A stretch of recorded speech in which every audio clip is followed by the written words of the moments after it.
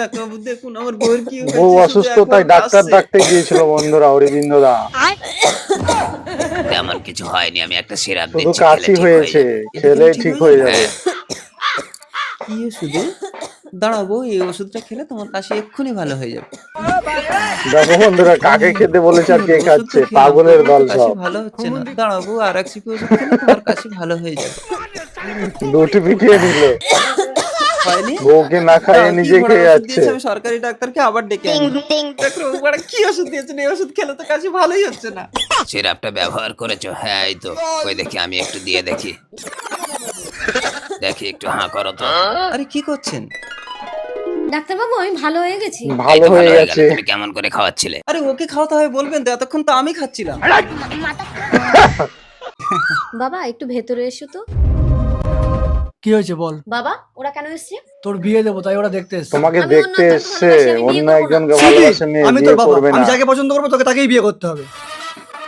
আমিও দেখবো তোমার পছন্দের ছেলে কি করে আমাকে পছন্দ করে, আমিও পেটে কাপড় ঢুকিয়ে প্রেগনেন্ট সাজবো। তোমাকেই আমার জামাই করব। ঠিক আছে, তাহলে এবার আপনার মেয়েকে ডাকুন। এই স্মৃতি, আয় বেরিয়ে আয়। বাবা আমি একটু ছেলের সাথে আলাদা করে কথা বলতে ছেলের চাই। সঙ্গে বাবা, আলাদা তুমি করে একটু কথা ভেতরে যাও তো। বলবে।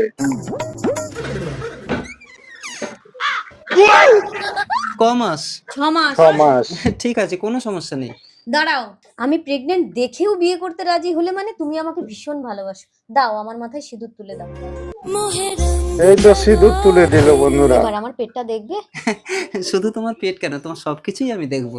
চলো আগে তোমার বাবার সবকিছুই আশীর্বাদটা দেখবে। নিয়ে নিই। এসো। বাবা মালটা মাত্র 5 মিনিট আমার ঘরে ঢুকলো, তার মধ্যে আমার মেয়ে প্রেগনেন্ট। 5 মিনিটের মধ্যে মেয়েকে প্রেগনেন্ট সে ঠিক করে আছে, কিন্তু দিয়েছে। এত তাড়াতাড়ি তোরা বাচ্চা নিলি কেন মা? না না বাবা। চুপ করো, আর লুকিয়ে কোনো লাভ নেই। আপনার মেয়ে যখন প্রেগনেন্ট, তাহলে আমার গোপন কথাটাও বলে দেই।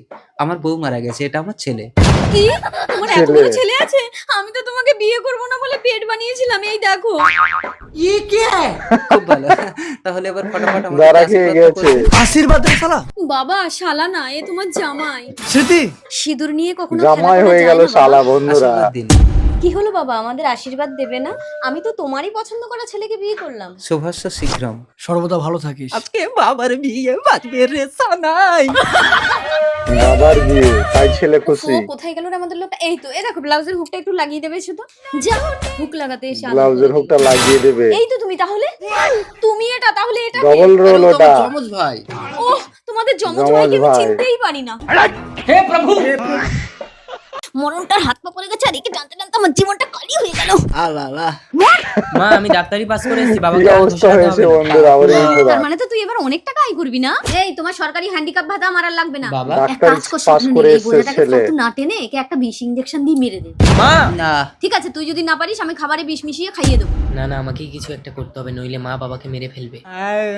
ছেলে প্ল্যান করে নিল না না মা, ছেলেকে তুমি মারলে বাবাকে পুলিশ কেস বাঁচাতেই হতে পারে, হবে। আমি ব্যবস্থা করছি। না, দেখি বাবা।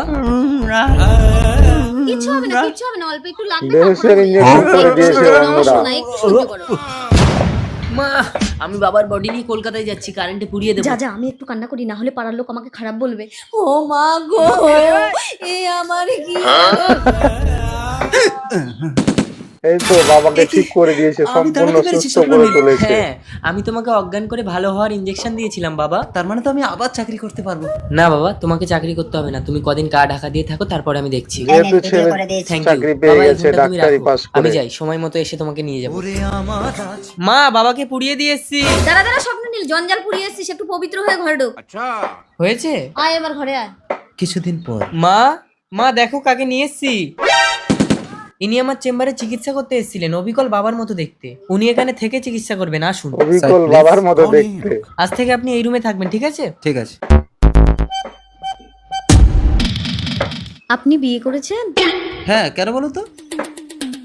আরে কি হলো, আপনি দরজা বন্ধ করছেন কেন? না মানে অনেক দিন হলো আমার স্বামী মারা গেছে তো তাই বল। না না, আমি আমার বউকে ঠকাতে পারবো না। আরে আমারও যখন স্বামী বেঁচে ছিল, স্বামী যখন অফিসে যেত কত কিছু করতাম, কিন্তু স্বামী যখন ঘরে আসতো তখন বলতাম আমি তোমাকে ছাড়া বাঁচবো না গো। তাই এই ভিডিওটা একটু দেখান তো। আমি তোমাকে অজ্ঞান করে ভালো হওয়ার ইনজেকশন দিয়েছিলাম বাবা।